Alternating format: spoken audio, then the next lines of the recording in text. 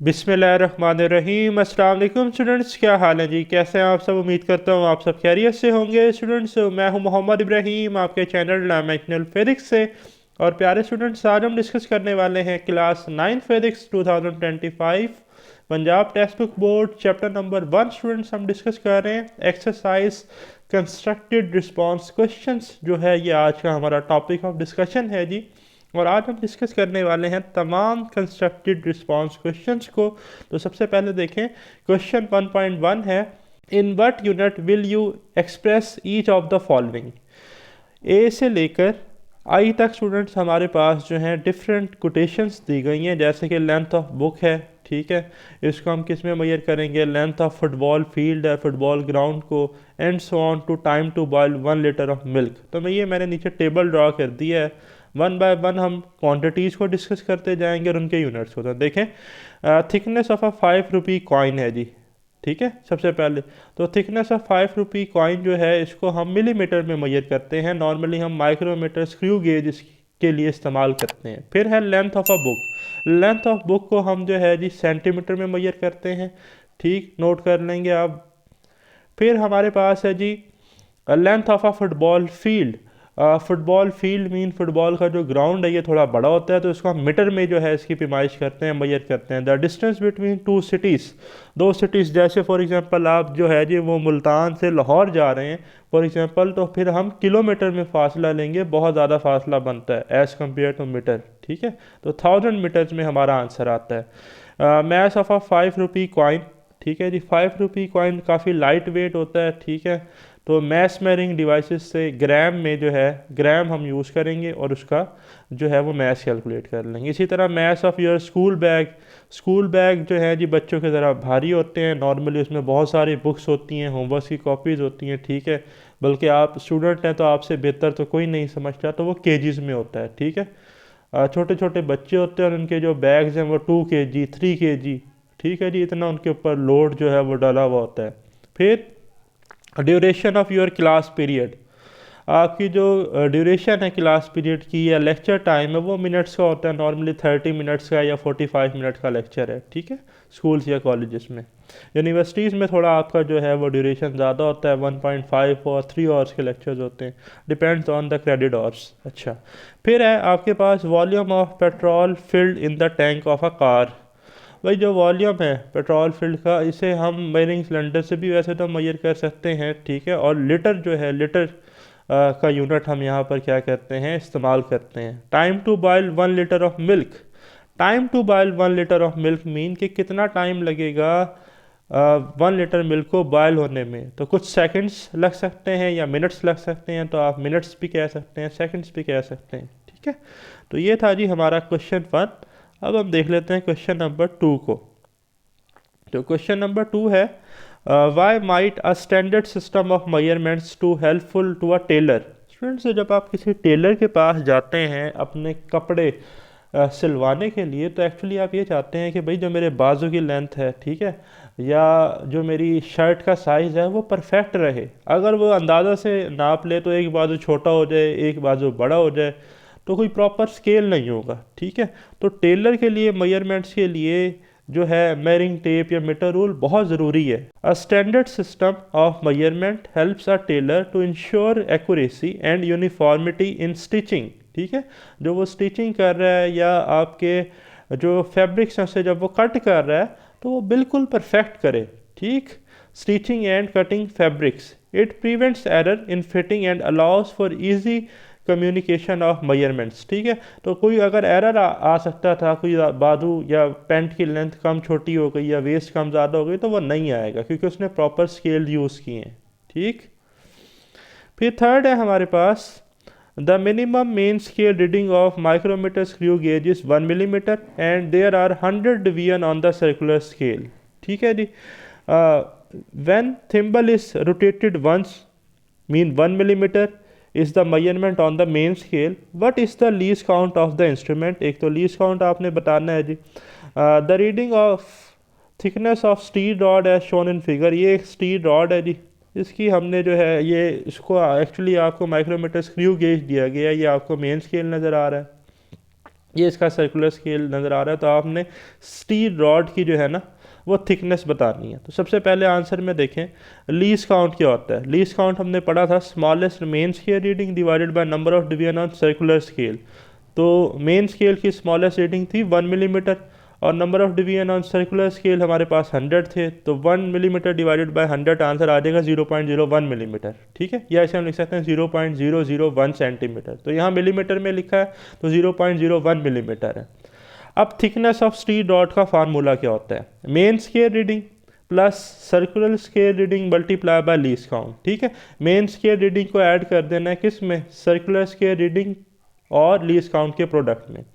तो main scale reading आपको यहाँ से पता चलेगी। देखें जूम कर दूँ थोड़ा सा, ये है 1 millimetre, 2 millimetre, 3 millimetre, 4 millimetre, 5 millimetre, 6, 7, 8, 9। हमने ये देखना होता है कि मेन स्केल की रीडिंग जो है यहाँ से इस सेंटर वाली रीडिंग से सर्कुलर स्केल की कहाँ तक जा रही है। तो यह जा रही है 9 तक।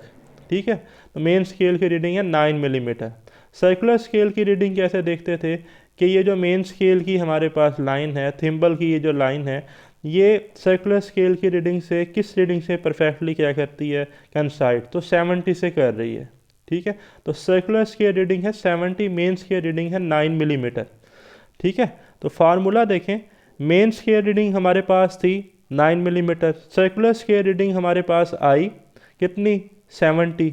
बट यहाँ पर देखें मैंने लिखा है circular scale reading multiply by least count. Least count कितना था, 0.01 मिलीमीटर। तो हम इस 70 को मल्टीप्लाई करेंगे 0.01 मिलीमीटर से, तो मल्टीप्लाई करेंगे तो आंसर आएगा 0.7 मिलीमीटर। फिर उसे 9 मिलीमीटर में ऐड कर लेंगे तो आंसर आ जाएगा 9.7 मिलीमीटर। ओके, फिर नेक्स्ट है जी हमारे पास 1.4, you are provided a metre scale and a bundle of pencils. ठीक है जी, आपको एक मीटर स्केल दे दिया गया और बंडल ऑफ पेंसिल है। How can the diameter of pencil be measured using the metre scale with the same precision as that of vernier calliper, describe briefly. कहता है आपको मीटर रूल दिया गया है और बंडल ऑफ पेंसिल दिया गया है, आपने पेंसिल का डायमीटर बताना है इतनी प्रिसीजन के साथ कि जितना वर्नियर कैलिपर प्रिसाइज है। वर्नियर कैलिपर नहीं गिवन अब, तो क्या करेंगे, सबसे पहले तो आप मीटर रूल लेंगे और मीटर रूल पे पेंसिल्स जो हैं वो इस तरह से एडजस्ट करेंगे कि bundle of pencil metre rule के साथ परपेंडिकुलर आएँ। ठीक है, पेंसिल्स के बंडल्स को किस तरह रखना है कि मीटर रूल के साथ परपेंडिकुलर आएँ। ठीक, to measure with high precision place multiple pencil side by side. Side by side एक पेंसिल रखी हुई है, उसके साथ दूसरी पेंसिल है, तीसरी पेंसिल है। किस तरह से रखना है, मेरे वर्ड्स पे फोकस कीजिएगा, मीटर रूल के साथ परपेंडिकुलर हो। And measure the total width, तमाम बंडल ऑफ पेंसिल्स की इकट्ठी टोटल विड्थ निकाल लें। टोटल विड्थ आ गई आपके पास, फिर आप उस टोटल विड्थ को डिवाइड करेंगे टोटल नंबर ऑफ पेंसिल से, then divide by the number of pencils to get the average diameter.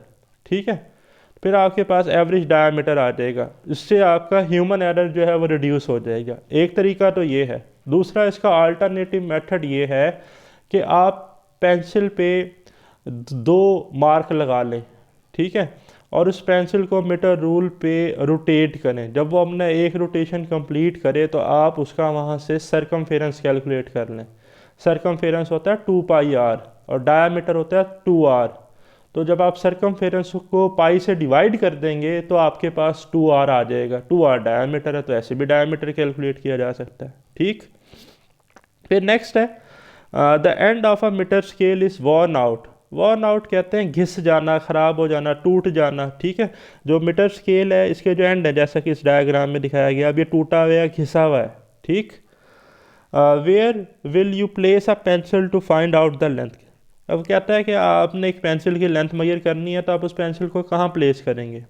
तो भाई इस पूरे स्केल पे आप पेंसिल को किसी भी 2 पॉइंट्स के दरमियान रख लें। जैसा कि फॉर एग्जांपल ये पेंसिल है ना, तो आप इसे 5 और जो है जी 15 इसके दरमियान रख लें, फिर आप इसकी लेंथ मेजर कर लें। तो देखें कि if the end is worn out place the pencil at a non mark, किसी भी नॉन मार्क पर रख लें, सच एज 5 सेंटीमीटर और 15 सेंटीमीटर। जैसा कि मैंने 5 सेंटीमीटर और 15 सेंटीमीटर के दरमियान इस पेंसिल को प्लेस कर दिया। And subtract the initial reading from the final reading to find out the correct length. अब पहले तो देखें इनिशियल रीडिंग कितनी है। अगर पेंसिल को देखें यहाँ से तो ये वैल्यू हमारे पास बन रही है 5। ठीक है जी, तो इनिशियल रीडिंग जो यहाँ पर आ रही है वो 5 आ रही है। फाइनल रीडिंग देखें तो ये 14 है, ठीक है। टिप ऑफ पेंसिल देखें 14.1 और ये 14.2 है तकरीबन, ठीक है।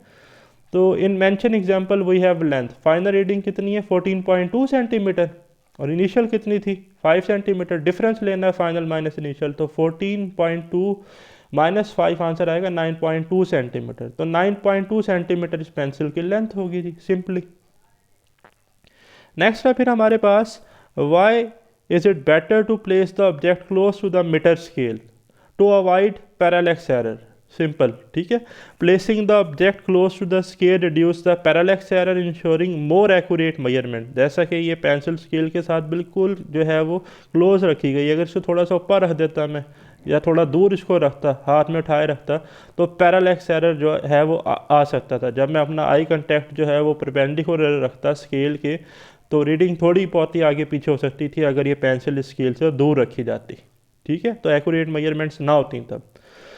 तो अब है जी next 1.7, why is the standard unit needed to measure a quantity correctly. तो सिंपल सा आंसर है standard unit ensure consistency, comparability and universal understanding in measurements, eliminating confusion and error. पहली बात तो ये है कि standard unit for example length है और लेंथ का एक स्टैंडर्ड हमने सिस्टम इंटरनेशनल में सेट किया मीटर। तो दुनिया में जहाँ पर भी लेंथ की रीडिंग ली जा रही है सिस्टम इंटरनेशनल के मुताबिक वो मीटर में मेजर होगा। तो कोई भी ऑब्जेक्ट है उसको मीटर में मेजर करेंगे। जब वो दूसरे ममालिक में ट्रेड होगा या कोई साइंटिफिक इंफॉर्मेशन शेयर करनी होगी, कोई मेजरमेंट्स होंगी, तो आसानी होगी, ठीक है।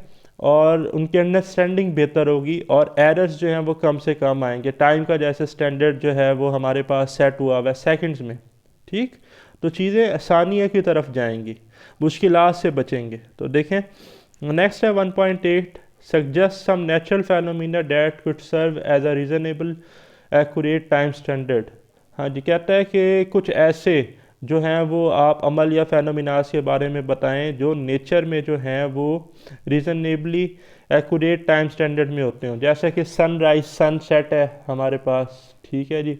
और हम क्या कह सकते हैं, rotation of earth about it's on axis, motion of electron around the nucleus inside the atom आप कह सकते हैं।